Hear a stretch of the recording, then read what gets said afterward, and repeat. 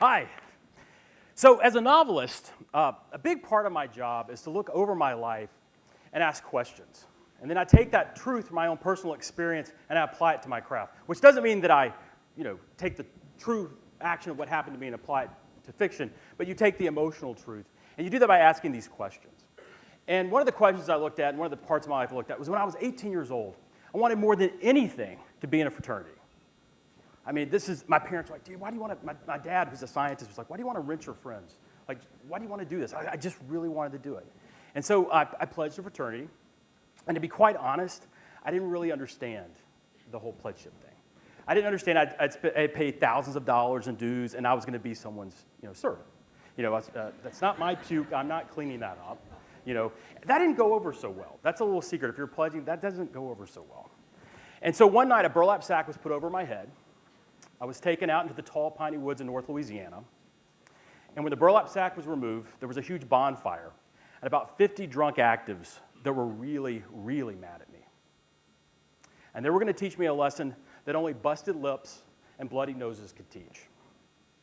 And after it was all said and done, I was dropped off at my dorm at around 4 a.m. Covered in mud and bruises and with a big question. Why? Right? Why did they think they had the right to do this? Why didn't I fight back? And why wasn't I going to tell anybody? So when I wrote The Worthy, I wrestled these whys to the ground. That's what you do as an artist. You take these questions, you wrestle them to the ground. But the problem with writing this book is I did my research. I began to uncover bigger whys, like this. Why does every fall someone's son die because of hazing? Every fall. And this has been going on since 1970. Some sources say since 1900. I mean, I could just keep going on and on.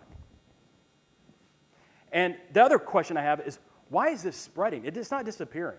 People like to tell you their stories about hazing back in the old days, how it used to be.